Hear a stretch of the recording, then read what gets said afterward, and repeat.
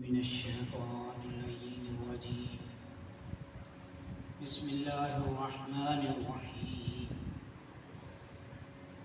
الحمد لله الذي دل على ذاته بذاته، الذي ليس لصفته حد محدود ولا نعت موجود ولا وقت معدود ولا أجل ممدود، الذي إليه مصائر الخلق وعواقب الأمر.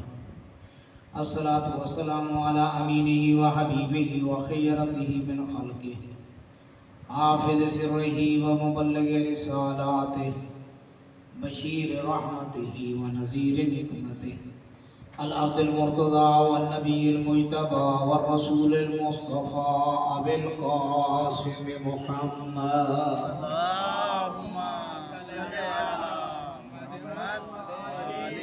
وعلى آله الطيبين الطاهرين الأنجبين المعصومين الذين أذهب الله عنهم الرجس وطهرهم تطهيرا.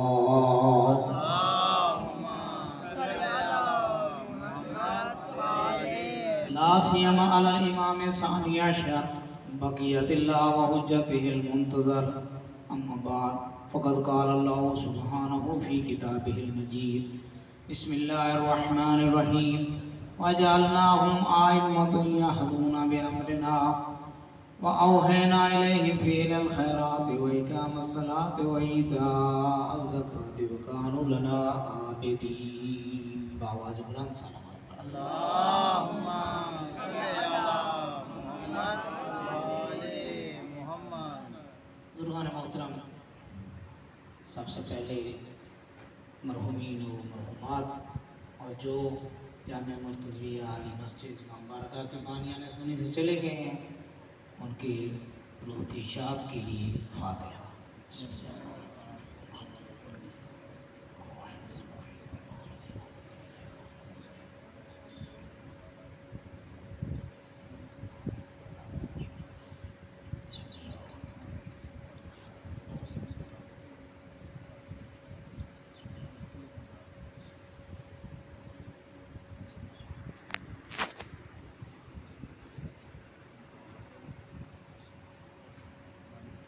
اور محمد وعلی محمد صلوات. اللهم صل على محمد وآل دعائے خدا نے کریم ہم سب کا یہاں پر بیٹھنا اپنی عبادت میں شمار فرمائے. آمین. مومن بیمار ہیں، غلام چشتی صاحب اور چودھری پرویز صاحب اور دیگر مرحوم جو بیمار ہیں، اللہ پاک انہیں صحت و سلامتی عطا فرمائے.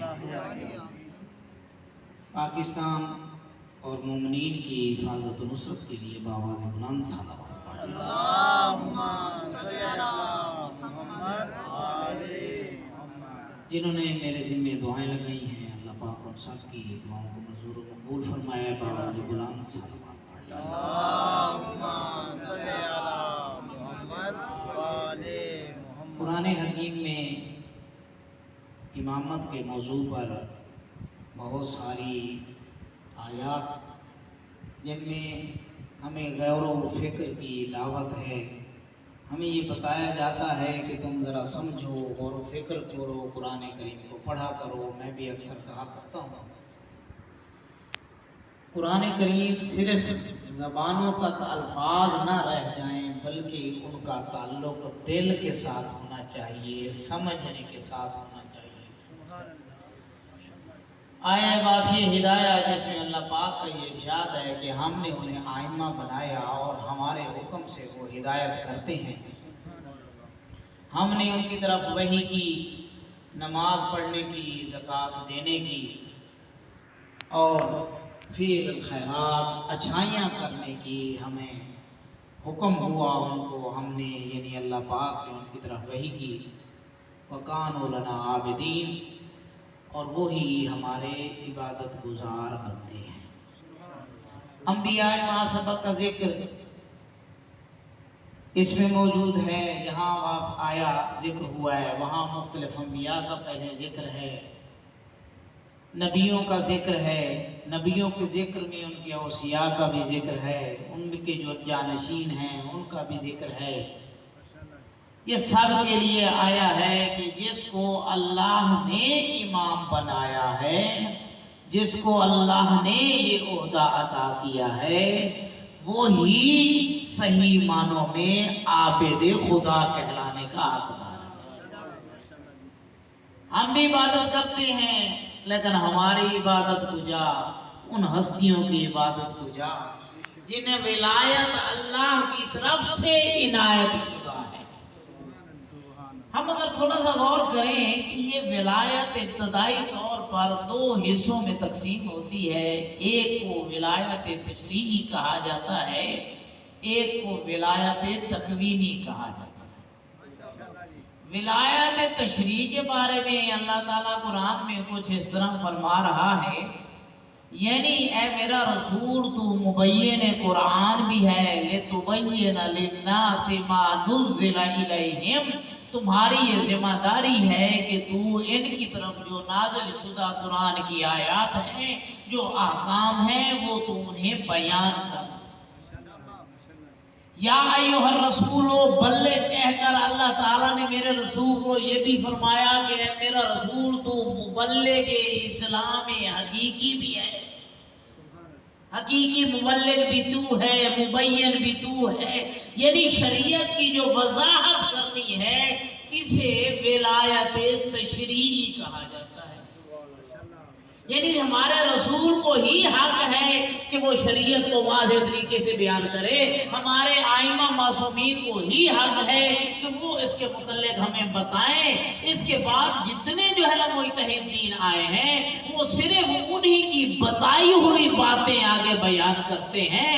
حلال و محمد حلال الی یوم القیامہ، حرام و محمد حرام الی یوم القیامہ، اسی کو ہمارے مجتہدین بیان کرتے ہیں۔ نعرہ تکبیر، اللہ اکبر، نعرہ رسالت، یا رسول اللہ، نعرہ حیدری، آواز بلند تر صلوات، اللہم صلی علی محمد۔ ولایت تکوینیہ یعنی حق کے تصرف، جو کہ ایک رسول کی اور اس کے نائب کی ذمہ داری ہوتی ہے، اس کا حق ہوتا ہے، اللہ تعالیٰ اسے یہ عطا کرتا ہے۔ ولایت تکوینیہ میں پھر اس کی دو شاخیں بنتی ہیں۔ میں یہ وضاحت اس لیے کر رہا ہوں کہ یہ باتیں بہت زیادہ جو ہے نا لوگوں کے سامنے آتی ہیں، تاکہ ہمیں اندازہ ہو کہ ولایت تکوینی ہے کیا محمد و آل محمد یا انبیاء کو ولایت تکوینیہ بھی ہے یا نہیں ہے۔ ولایت تکوینیہ دو صورتوں میں ہے، ایک کو کہا جاتا ہے مستقل ولایت۔ یہ جو مستقل ولایت ہے یہ صرف ذات الہی کا خاصہ ہے، اس میں کوئی اور شریک۔ مستقل جو ولایت ہے وہ صرف اور صرف ذات وحدہ لا شریک کے لیے ہے۔ اس کے بعد ایک اور ولایت ہے جسے ولایت غیر مستقل کہا جاتا ہے۔ اس ولایت غیر مستقل میں پھر دو چیزیں تقسیم ہوتی ہیں اگر ہم توجہ کریں۔ ایک ولایت غیر مستقل جس کا نتیجہ تفویض کی صورت میں آتا ہے۔ مثال میں دیتا ہوں آپ کو، سمجھ آ جائے گی۔ دیکھیں حضرات، یہ جو ہمارے پاس پیٹرول آتا ہے، یہ پیٹرول کے کنویں ہیں، تیل کے کنویں ہیں، وہاں سے یہ نکلتا ہے، پھر مشینوں سے صاف ہو کر ہمارے پاس آتا ہے، گاڑیوں میں ڈلتا ہے اور گاڑیوں پھر چلنے لگتی ہیں۔ تو کیا اس گاڑی کے چلنے میں وہ جس کنویں سے تیل نکلا ہے کیا اس کا کوئی عمل دخل ہے؟ خاموش ہو گئے، اب تو اس کے ساتھ تعلق ختم ہو گیا۔ تیل تو نہیں گرایا، اس کنویں کا کوئی عمل دخل نہیں ہے، یعنی اس کا تعلق اب ختم ہوا، اس نے اپنا سارا کچھ کیا ہے انسان کے حوالے کر دیا ہے۔ یہ بھی ایک قسم کی ولایت ہے جس کا نتیجہ تفویض کی صورت میں آتا ہے، اور یہ تفویض فقہ جعفریہ میں حرام کے زمرے میں چلی جاتی ہے۔ یہ جائز نہیں ہے کہ اللہ نے حق تصرف کسی کو دے دیا ہو اور خود پیچھے مڑ کے بیٹھ گیا ہو، تفویض نہیں ہے۔ بعض اوقات کیا کہا جاتا ہے، وہ جی اللہ پاک نے سارا اختیار تو اماموں کو دے دیا، اب تو لگ بھگ کچھ نہیں۔ یہ تفویض ہے، اور یہ تفویض جو ہے نا وہ شرک کے زمرے میں آ جاتی ہے۔ اچھا، اصل تکوینی تصرف ہے کیا؟ ممکن الامور معاملات میں جو حق تصرف ہے اسے ولایت تکوینیہ کہا جاتا ہے، جو ائمہ معصومین کا حق ہے۔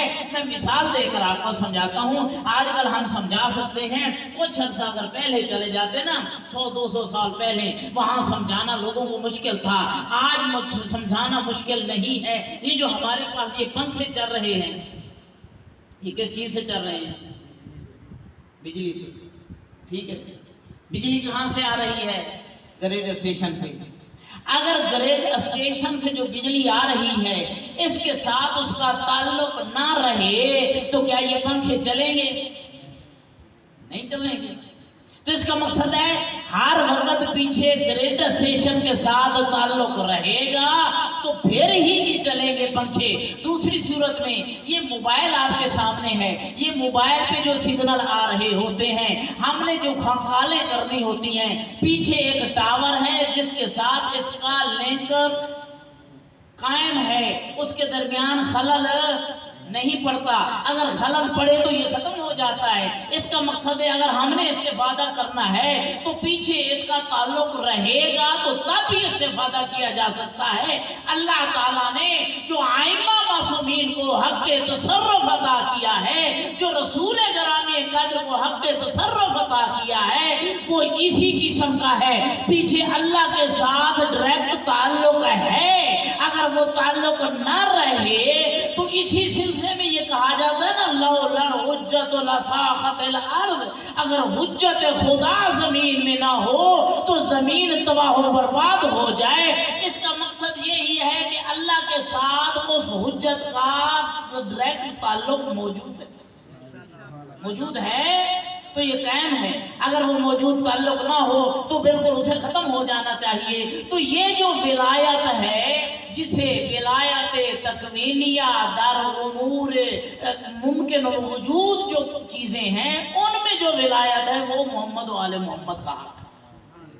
نعرہ تکبیر، نعرہ رسالت، نعرہ حیدری، محمد آل محمد پر بلند تر صلوات۔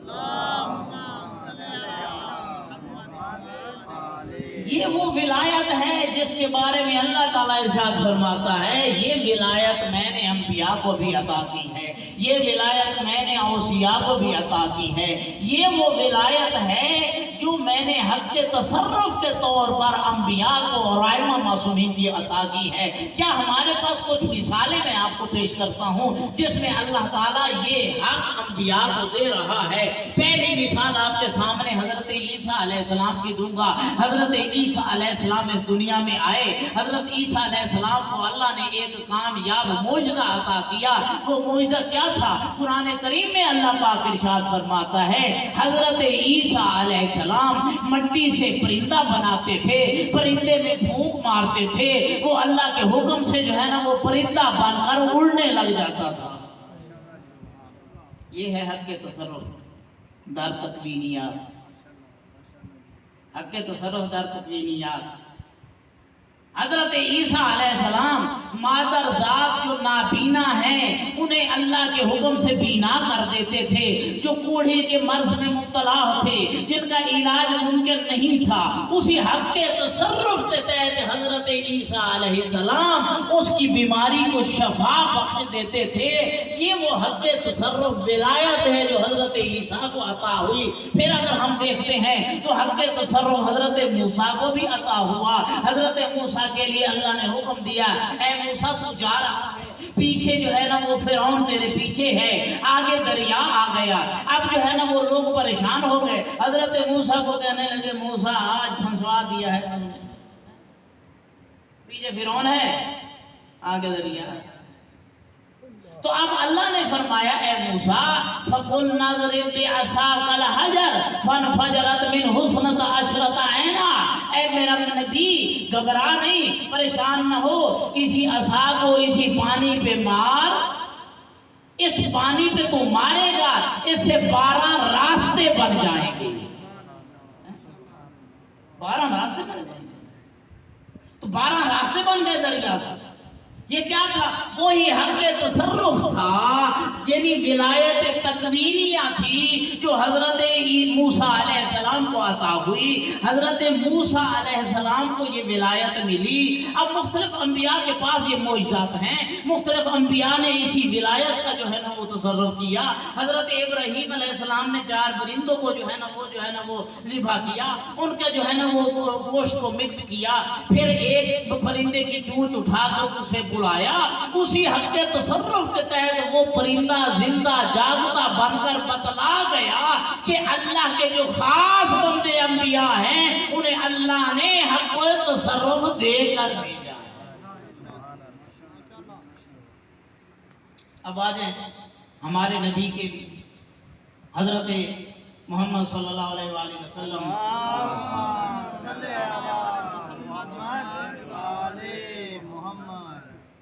اچھا کیا ہوا؟ ایک تاربت الساعۃ وانشق القمر، لوگ آئے یا رسول اللہ اے محمد اگر آپ جو ہے نا وہ نبی ہیں تو اس چاند کو کہیں 2 ٹکڑے ہو جائے، اس چاند کو کہیں 2 ٹکڑے ہو جائے۔ تو حضرت نے فرمایا اگر یہ چاند 2 ٹکڑے ہو گیا تو کیا تم پھر ایمان لے آؤ گے؟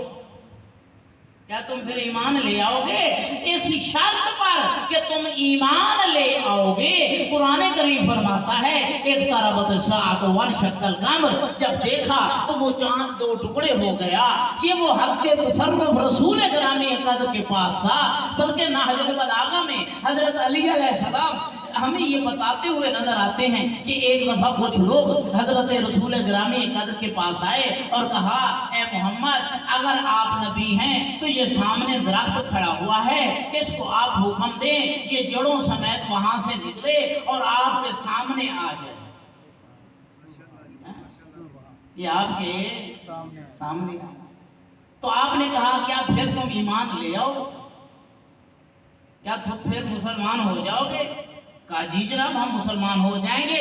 اس صورت میں آپ نے پھر درخت کو کہا اے درخت اگر تجھے مجھ پر ایمان ہے تو یہاں سے جڑوں سمیت نکل اور میرے سامنے آ جا۔ حضرت علی علیہ السلام نہج البلاغہ میں یہ ارشاد فرماتے ہیں اس ذات کی قسم جس کے قبضہ قدرت میں ہماری جان ہے، وہ درخت جڑوں سمیت نکلا اور حضور کے سامنے آ کر حضور پر سایہ فغن ہوا، اس کی شاخوں کا سایہ میرے کاندھوں پر بھی آ رہا تھا۔ انہوں نے کہا جناب آپ کہیں آدھا واپس چلا جائے آدھا یہاں رک جائے، آپ نے حکم دیا آدھا وہ درخت جو ہے نا 2 حصے میں تقسیم ہوا، آدھا واپس چلا گیا، پھر دوبارہ آدھا واپس گیا۔ لیکن توجہ رکھیں اس بات پہ، حق کے تصرف دیکھا بھی صحیح لیکن اس کے بعد کیا کہنے لگے کہ پہلے تو ہمیں شک تھا اب پک ہو گیا ہے، حضرت جو ہے نا وہ بڑے جادوگر ہیں، بہت بڑے دکھ تو یہی تھا، یہ ولایت تکوینیہ۔ اچھا یہاں تک تو آپ کہہ سکتے ہیں جناب مولانا صاحب آپ جو ہے نا ہادی صاحب آپ نے تو جو ہے نا وہ سب انبیاء کا ذکر کیا ہے، تو کیا اوصیاء کو بھی حق تصرف ہے؟ नबियों का हक तसर्रुफ तो आपने गिनवा दिया, क्या औसिया का भी हक तसर्रुफ है? हाँ, बहुत सारी मिसालें ऐसी हैं। एक मिसाल मैं आपको इमाम हसन अलैहिस्सलाम की देना चाहता हूँ कि इमाम हसन अलैहिस्सलाम एक महफिल में थे, एक शख्स खड़ा हुआ, इमाम की बुराई बयान करने लगा और बुराई करता जा रहा है, बुराई करता जा रहा है इमाम अलैहिस्सलाम। और फिर ये था कि वहाँ खड़े होकर वो हजरत अली अलैहिस्सलाम के मुतल्लिक अजीबो गरीब बातें करने लग गया, बुरा भला कहने लग गया। हजरत ने एक जुमला कहा, हजरत ने कहा, ए खातून तू मर्दों की महफिल में कैसे आ गई है? ये कहना था उस मर्द को। उसने जो तवज्जो की तो उसकी हालत खातून वाली हो चुकी थी और वो शर्मिंदगी से जो है ना वो बाहर निकली। ये हक तसर्रुफ था जो हजरत इमाम हसन अलैहिस्सलाम ने दिया। मोहम्मद वाले मोहम्मद बुलंद तर सलावत अल्लाहुम्मा सल्ली अला मुहम्मद। फिर आपने एक और भी सुना हुआ, एक दफा इमाम रजा अलैहिस्सलाम अल्लाहुम्मा सल्ली अला मुहम्मद वाले मोहम्मद, उनके वो जो हाकिम था ना, उसने बुलाया कि किसी तरीके से ना इमाम की जो है ना वो तौहीन हो सके।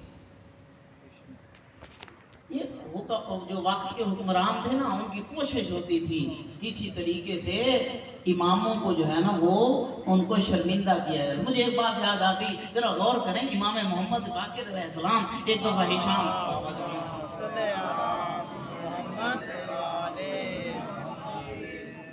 हिशाम ने एक दफ़ा कहा, जनाब आप मिलते नहीं हैं, मिले जरा, मिले। कहा क्या इरादा है? को तीर अंदाजी का जो है ना वो मुकाबला हो जाए। इमाम ने फरमाया मैं अब बूढ़ा हो चुका हूँ, ये काम जवानों का है। कहा नहीं नहीं जी आप ही करें। नहीं, इरादा उसका ये था कि इमाम अब बुजुर्ग हैं, ये तीर चला नहीं सकेंगे, इसलिए इमाम की तौहीन होगी। अब इमाम अलैहिस्सलाम ने कहा अच्छा ठीक है लेके आओ। आपने तीर चलाया, एक तीर चलाया, पूरे हदफ निशाने पे लगा। आपने दूसरा तीर लिया, चलाया, उस तीर के पीछे उसी तीर में जाकर पैवस्त हो गया। आपने इसी तरीके से 5 तीर चलाए जो यके बाद दीगरे एक दूसरे के पीछे लगते गए। जब वो 5वां तीर चलाया ना, हिशाम हैरान होकर कहने लगा, ए मोहम्मद बाक़िर तुम तो कहते थे बूढ़े हो गए हो, तुम तो बहुत माहिर तीर अंदाज हो। अब हक इमाम का। अच्छा, इमाम रज़ा अलैहिस्सलाम की तौहीन के लिए उन्होंने क्या किया? कुछ जादूगरों को बुलाया, कुछ जादूगरों को बुलाया। अच्छा, कहा अब इमाम जब आएंगे ना दस्तरखान पे बैठेंगे, तुमने अपना जादू दिखाना है। अब जो है ना वो इमाम जब आए दस्तरखान पे बैठे, उन्होंने जादू के असर से ऐसा किया कि हजरत इमाम जैसे लुक़मे की तरफ हाथ बढ़ाते, आपका जो है ना हाथ लुक़मे की तरफ नहीं जा रहा था, वो रोटी इधर उधर हो जाती। आपको पता चल गया। आपने उनकी तरफ देखा गौर से और वहाँ इधर देखा, एक जो है ना वो कालीन लगा हुआ था, कालीन पे शेर की जो है ना वो तस्वीर लगी हुई थी। आपने कहा ए असद जरा जिंदा होकर इनको खा जा। रिवायत में है कि वो शेर जो है ना वो चंघाड़ता हुआ वहीं से निकला और उन जादूगरों को जो है ना वो हड़प करके पीछे चला गया। अब सब लोग ये आनन फानन हुआ, सब लोग हैरान हैं। अब हाकिम में वक्त गिर गया। कहा जनाब मेहरबानी फरमाए, आप उनको हुक्म दें वो वापस ले आए। आपने फरमाया अगर असाए मूसा ने उन जो है ना जादूगरों को जो सांप बने थे उनको वापस निकाला होता तो ये निकाल देता, लेकिन अब इन्होंने क्योंकि इमाम वक्त की तौहीन की है, लिहाजा इनकी सजा यही है। हक के तसर्रुफ जो है आइमा मासूमीन के पास भी है। और इस क्यों है? असल वजह यही है क्योंकि यही उस इमामत के अहल हैं जो रसूल गिरामी कदर की नियाबत में आता है। अगर ये नियाबत में है तो ये हुक्म है, हकीकी नायब है भी यही। और मुख्तलिफ औक़ात में अगर हम तारीख़ का मुतालिया करें तो कल मैंने कुछ आयात आपके सामने तिलावत की थी जो विलायत के मौजू पर थी। एक दो आयतें आज मैं पढ़ना चाहता हूँ ताकि हमें अंदाजा हो कि हक के विलायत जो है वो है किस तरीके से। तो कुरान की आयत है या अय्युहल्लज़ीना आमनू अतीउल्लाह व अतीउर रसूल व उलिल अम्रि मिनकुम। आयत इताअत कहा जाता है इसे। इसमें अल्लाह ताला ये हुक्म दे रहा है, लोगों याद रखो ए ईमान वालो, तुम अल्लाह की इताअत करो, अल्लाह के रसूल की इताअत करो और उलिल अम्र की इताअत करो। अब हम अगर इस आयत को गौर से देखें, यहाँ अल्लाह ने लफ्ज़ अतीउ 2 मर्तबा हुक्म दिया है। अल्लाह के लिए इताअत का अलहदा लफ्ज़ है, रसूल के लिए इताअत का अलहदा लफ्ज़ है, लेकिन उलिल अम्र के लिए अलहदा लफ्ज़ इताअत का मौजूद नहीं है। उसका अत्फ उसी लफ्ज़ पर है जिस लफ्ज़ के तहत रसूल की इताअत समझी जा रही है। अब दो अलग-अलग अल्लाह के लिए इताअत अलग क्यों जिक्र की? मुफस्सिरीन कहते हैं याद रखो, अल्लाह की जो इताअत है इंसान पर वो इताअत बिज़ात है, लेकिन जो रसूल की इताअत है वो अल्लाह के हुक्म से है। इताअत बिल अर्ज़ है, इताअत बिज़ात नहीं। अच्छा, हम इताअत क्या समझते हैं? रसूल की इताअत क्या है? हुक्म है कुरान करीम में, वमा आताकुमुर रसूलु फखुज़ूहु वमा नहाकुम अन्हु फंतहू। लोगों याद रखो, मेरा रसूल जो तुम्हें दे दे उसे ले लो, जिससे रोक दे उससे, जो हुक्म दे उसे अमल करो, जिससे रोक दे उसे रोक जाओ। यहाँ ये नहीं कहा कि अगर दिन को हुक्म दे तो अमल करो, रात को हुक्म दे तो अमल ना करो। यहाँ ये भी नहीं फरमाया कि आपके जो ऐलान रिसालत से पहले अगर हुक्म दिया है तो उस पे अमल ना करो, जो ऐलान रिसालत के बाद हुक्म दिया है उस पे अमल करो। नहीं, अल्लाह का ये हुक्म रसूल ग्रामी कद्र की तरफ से हर वक्त के लिए है कि जब भी मेरा रसूल तुम्हें जो है ना वो हुक्म दे उस पे अमल करो, जिस चीज से रोक दे उससे रुक जाओ। ये असल में इताअत है। इन कुंतुम तुहिब्बूनल्लाह फत्तबिऊनी युहब्बुकुमुल्लाह। तुम ये दावा करते हो कि तुम्हें अल्लाह से मोहब्बत है, अल्लाह के बड़े चहेते हो, अल्लाह के जाना बड़े कुर्ब में हो, तो अगर तुम्हारा ये दावा है तो नबी हजरत मोहम्मद की तुम पैरवी करो। अगर तुम पैरवी कर लोगे तो अल्लाह खुद तुमसे मोहब्बत करने लग जाएगा। फिर तुम्हें कहने की जरूरत नहीं पड़ेगी, अल्लाह खुद तुमसे मोहब्बत करने लग जाएगा और तुम्हारी मोहब्बत अल्लाह के सामने कबूल शुदा होगी। लेकिन कब? जब तुम इताअत करोगे, पैरवी करोगे। तो अब इसी आयत इताअत में जब हम देखते हैं, आयत इताअत के ज़िम्मन में जो रसूल के लिए इताअत हमारे यहाँ फर्ज है, उसी जुमरे में उलिल अम्र की इताअत भी। नतीजा क्या निकलता है कि इताअत उसकी होती है जो मासूम होगा। बगैर मासूम के इताअत किसी की वाजिब नहीं हो सकती। जो खुद गुनाह करता हो उसकी इताअत कभी नहीं हो सकती। जो गुनाह का जिसके मुतल्लिक एहतमाल भी हो उसकी इताअत नहीं हो सकती। रसूल की इताअत इसलिए है कि रसूल के लिए अल्लाह के कुरान ने ये कह दिया है कि वो मासूम है। अब उलिल अम्र भी जब किसी इताअत में शरीक है तो उलिल अम्र भी वो होना चाहिए जो मासूम भी हो और नुमाइंदा खास भी हो, अल्लाह की तरफ से मुंतखब शुदा। ये नहीं है कि हाकिम वक्त को मान लिया जाए। हाकिम वक्त को यजीद भी था, इब्न ज़ियाद भी हाकिम था। ये जो बनु उमैया की हुकूमतें हैं सारी हाकिम थी।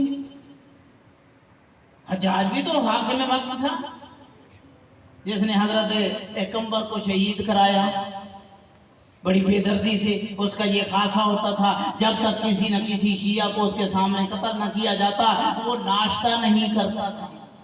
इतना जालिम जो है ना वो गवर्नर था, जिसके मुतल्लिक खुद रिवायात में मौजूद है कि वो जो है ना वो शैतान की औलाद में से था। तो वो भी तो हाकिम था। हाकिम की इस तरीके से इताअत नहीं है जिस तरीके से अल्लाह ने उलिल अम्र की इताअत फर्ज करार दी है। तो ये उलिल अम्र की इताअत फर्ज है इसलिए क्योंकि ओहदाए इमामत इनके पास है। जिस तरीके से अल्लाह के रसूल की इताअत है उसी तरीके से आइमा मासूमीन की। اس سے ولایت جو ہے نا وہ ثابت ہو جاتی ہے۔ ایک اور آیت پڑھ کے آپ کی توجہ اس طرف مبذول کرانا چاہوں گا، وہ آیت ہے جسے آیت اجر کہا جاتا ہے، جس میں اللہ پاک کا یہ ارشاد ہے قُلْ لَا أَسْأَلُكُمْ عَلَيْهِ أَجْرًا إِلَّا الْمَوَدَّةَ فِي الْقُرْبَى، کہ اے میرا رسول، تو یہ لوگ تیرے پاس آ کر کہتے ہیں کہ تو نے بڑی محنتیں کی ہیں، تو نے اسلام پہنچایا ہے، تو نے بڑی جو ہے نا وہ زحمتیں کی ہیں، زحمتیں جو ہے نا وہ برداشت کی ہیں، ہم تمہیں اجر دینا چاہتے ہیں، تمہارا اجر کیا ہے؟ دیکھیں حضرات، جب بھی دینی کاموں میں ہو نا تو اجر مانگا نہیں جاتا، اور یہ پسندیدہ فعل بھی نہیں ہے کہ دینی کاموں میں اجر مانگا جائے۔ میں آپ کو نمازیں پڑھاؤں اور کہوں جی مجھے اتنے پیسے دے دو، کسی عالم بزرگوار کی بات ہے، اس نے کہا کہ جی میں نا کبھی کسی سے کوئی جو ہے نا وہ پیسے نہیں مانگتا، حتیٰ میں جب جاتا ہوں نا روٹی خود اپنے گھر سے باندھ کے جاتا ہوں، اپنی ہی روٹی کھاتا ہوں۔ تو کسی نے پوچھا، میں نے کہا اچھا یہ بتائیں مجھے ایک چیز بتائیں، بزرگوار نے پوچھا کہ جب اگر مجلس آپ کی اچھی لگ جائے، نعرے ذرا واہ واہ لگ جائیں تو کیا تمہیں خوشی ہوتی ہے؟ اور اگر کسی دن نعرے نہ لگیں، جیسے آپ خاموش ہیں مثلا، تو نعرے نہ لگیں تو کیا جو ہے نا آپ کو دکھ ہوتا ہے؟ اس نے کہا جی اگر نعرے لگ جائیں تو مجھے خوشی ہوتی ہے کہ میری مجلس کامیاب ہو گئی ہے، اگر نعرے نہ لگے تو مجھے دکھ ہوتا ہے کہ میری مجلس ناکام ہو گئی ہے۔ تو اس نے کہا دنیا کا اجر اسی خوشی اور غمی میں تو تمہیں مل گیا، یہی اجر ہے جو تمہیں مل گیا۔ بزرگان محترم، اجر مانگا نہیں جاتا، لیکن جب رسول کے پاس آئے رسول نے اجر نہیں مانگا، لیکن جب اجر نہیں مانگا اللہ کی طرف سے حکم آ گیا ہے میرا رسول آج ان سے اجر مانگنا ہے تو نے، لیکن اجر ہے کیا؟ یہ مادی چیزیں نہیں ہیں، یہ روپیہ پیسہ نہیں ہے، بلکہ اجر یہ ہے کہ میری اہل بیت سے مودت اختیار کرو۔ نعرہ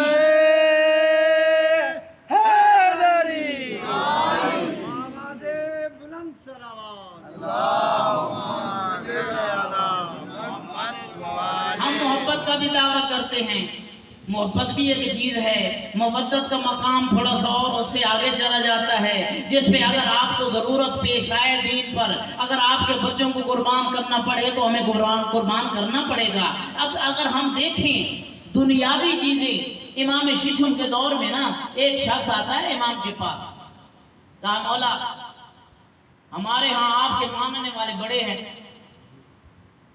تو آپ قیام کیوں نہیں کرتے؟ آپ ہمیں حکم دیں، ہم آپ کی خاطر جنگ کرتے ہیں اور آپ کا حق آپ کو لے کے دیں گے۔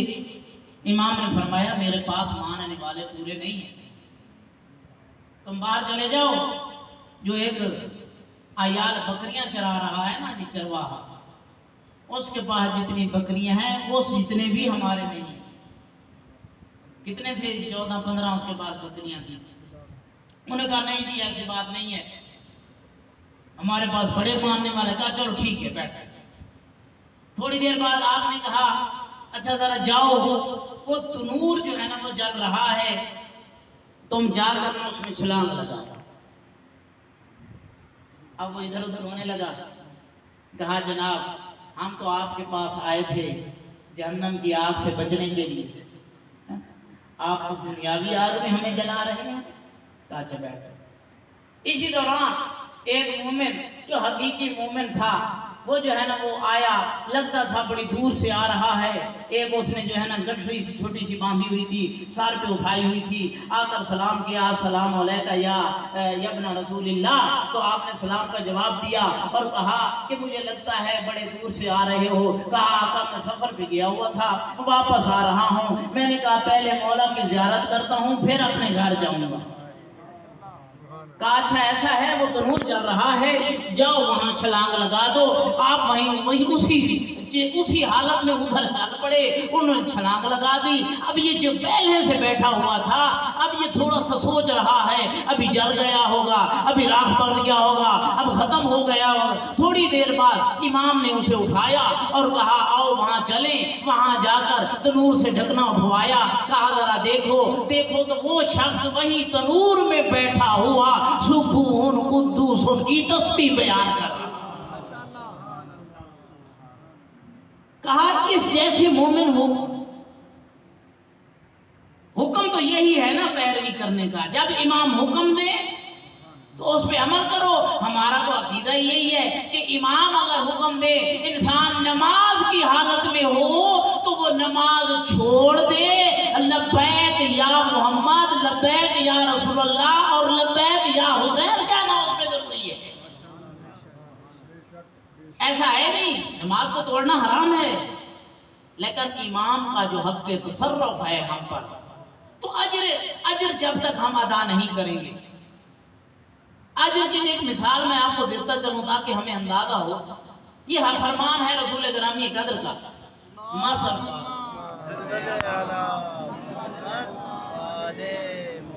मसल अहले बैती का मसल सफीनत नूह, मन राकिबहा नजा व मन तखल्लफ अन्हा ज़ल्ला फगरिक व हवा। मेरे अहले बैत की मिसाल कश्ती नूह जैसी, मेरे अहले बैत की मिसाल कश्ती नूह जैसी है। जो इस कश्ती में सवार हो जाएगा वो नजात पा जाएगा, और जो कश्ती में सवार नहीं होगा वो नजात। ये कश्ती को जो मिसाल दी है हजरत नूह अलैहिस्सलाम की कश्ती से, वहां एक वाकया हुआ, पानी जो है ना आना शुरू हुआ। लंबी बात है बस मुख्तसर, कि जो है ना पानी आना शुरू हुआ। अब अल्लाह ने नूह से कहा था कि ऐ मोरे नूह, ऐ मेरा नबी, जो इस कश्ती में सवार होगा वो बच जाएगा, और मेरा वादा है कि मैं तेरे अहलो अयाल को भी बचा लूंगा। अब पानी आना शुरू हुआ, पानी बढ़ता जा रहा है। जो कश्ती के बाहर थे वो ऐसे ऐसा खत्म हो रहे हैं। रसूल का एक बेटा है, रसूल की एक बीवी है जो कि नबी का कहना नहीं मान रही, और वो वहां चली गई छोड़। अच्छा ये ना है तो बड़ी अजीब सी बात, परेशान नहीं होना चाहिए मर्दों को। नबियों की बीवियां भी नबियों को परेशान करती रही हैं, कोई ऐसी परेशानी की बात नहीं है। अब जो है ना क्या हुआ, अब नबी जो है ना वो बुला रहे हैं आ जाओ, वो सुन नहीं रही। जो अजाब आ गया, सारे खत्म हो गए। अब नबी कह रहे हैं या अल्लाह, तूने वादा किया था तू मेरे अहलो अयाल को बचा लेगा, ये तो मेरा बेटा था, इसे भी तूने नहीं बचाया। तो अल्लाह की तरफ से ये हुक्म आया, ऐ मेरा नूह नबी, इन्नहु लैसा मिन अहलिका, ऐ मेरा नबी ये तेरी अहले बैत में से था ही नहीं। बेटा है, तेरी अहले बैत में से नहीं है। अहले बैत में होने के लिए खास शरायत होना जरूरी है। अब जरा तवज्जो करें, वहां वो बेटा है लेकिन नबी की नाफरमानी करके अहले बैत से निकल गया है। लेकिन इधर आए, कोई बेटा भी नहीं है, कोई रिश्ता भी नहीं है, जबान भी एक जैसी नहीं है, बड़ी दूर से आया है। लेकिन जब फरमा बरदारी की तो अल्लाह के नबी ने कह दिया, सलमान मिन्ना अहलुल बैत, सलमान मुझ अहले बैत में से है। तो बुजुर्गान मोहतरम याद रखिए, अजर जब तक अदा नहीं होगा तो आपको जो है ना, आप इबादतें करता रहे बंदा, अगर मोहब्बत अहले बैत, मुवद्दत अहले बैत नहीं है तो उसको कोई फायदा नहीं देगा। मैंने पिछले दिन एक रवायत बयान की थी जिसमें ये कहा गया है, अगर एक इंसान हजरत नूह जैसी जिंदगी गुजारे और इबादत में गुजारे, उहुद पहाड़ जितना उसके पास सोना हो रहा है खुदा में खर्च कर दे, और उसकी लंबी जिंदगी हो, 1000 हज पा प्यादा करे, लेकिन अगर उसके दिल में विलाए अली नहीं है तो उसको जन्नत की खुशबू भी नहीं मिलेगी। नाराए हैदरी। तो बुजुर्गान मोहतरम याद रखिए, ولایت کا انسان پر حق ہے، حق تصرف ہے، اسے ہم نے سمجھنا ہے، اور رسول کے بعد ائمہ معصومین ہی ہیں جو ہم پر حق تصرف رکھتے ہیں۔ لیکن میں کہوں گا حق تصرف بھی تھا،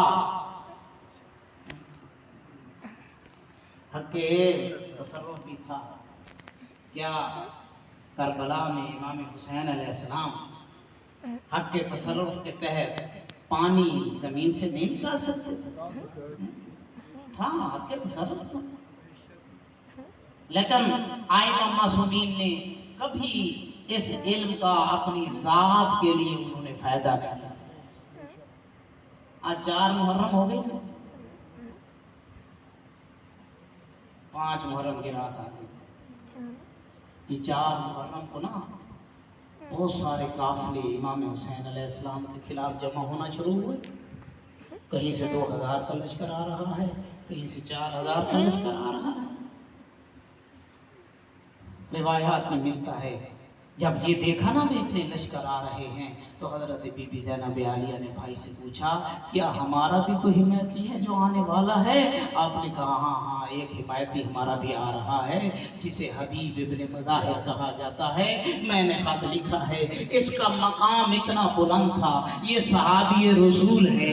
جب یہ خط پہنچا نا، اب جو ہے نا کہ اپنی بیوی کو آزمانے کے لیے کہہ رہا ہے، میرا دل ہے کہ میں نہ جاؤں۔ اب اس کی بیوی کہتی ہے اگر تمہاری ایسی حالت ہے تو یہ چوڑیاں لے لو اور تم پہن کے بیٹھ جاؤ اور مجھے اجازت دو، میں وقت کے امام کی نصرت کے لیے جاتی ہوں۔ بس عزادارو، حضرت حبیب ابن مظاہر نے کہا میں تمہیں آزما رہا تھا۔ آپ نے اپنے ملازم کو کہا تم گھوڑا میری سواری لے کر باہر چلے جاؤ، میں وہاں آ جاؤں گا۔ بس عزادارو، حضرت حبیب ابن مظاہر کربلا پہنچے۔ جیسے ہی خبر ملی نا، بی بی زینب عالیہ نے فضا کے ہاتھ سلام بھیجا، کہا حبیب ابن مظاہر کو ہمارا سلام دو۔ بس یہ سلام سننا تھا۔ حضرت حبیب ابن مظاہر نے ماتم کر کے کہا سیدزادیوں پہ ایسا وقت آ گیا ہے کہ غلاموں کو سلام بھیج رہی ہیں۔ بس عزادارو، شب عاشور کی ایک بات بتا کر آپ کی زحمت دور کروں گا۔ شب عاشور میں حضرت حبیب ابن مظاہر کچھ اصحاب کے ساتھ خیموں کے ارد گرد حفاظت کر رہے تھے۔ اندر سے بی بی زینب عالیہ پوچھ رہی تھی اے بھیا کیا تو نے اپنے اصحاب کو آزما لیا ہے؟ وہ تمہیں چھوڑ کے تو نہیں چلے جائیں گے؟ بس عزادارو، حضرت حبیب نے سنا، اصحاب کے پاس آئے، اے مسلم بن اوسجا، اے زہیر ابن کین، آؤ اپنی وفاداری دکھاتے ہیں۔ خیمہ بی بی زینب پہ آئے، آواز السلام علیک یا بنت رسول اللہ، اب ہمارا سلام ہو۔ بی بی اگر آپ ہمیں حکم دیں ابھی اپنے ہاتھوں سے اپنی گردنیں اتار کر آپ کے سامنے رکھ دیں۔ بس عزادارو، یہ آزمایا، اب شہادت کا دن آیا۔ حضرت حبیب ابن مظاہر نے جو ہے نا وہ اجازت مانگی، حضرت گئے، ایک جو ہے نا رجز پڑھا، بہادری کے جوہر دکھائے، لیکن جب آخری وقت آیا آپ نے سلام کا مولا میرا سلام ہو، ابھی سلام ختم نہیں ہوا تھا، امام حسین علیہ السلام پہنچ گئے۔ میں کہوں گا مولا آپ کو تو اپنے اصحاب کا بھی خیال ہے، وہ کون سا کتنا مشکل وقت ہوگا جب آپ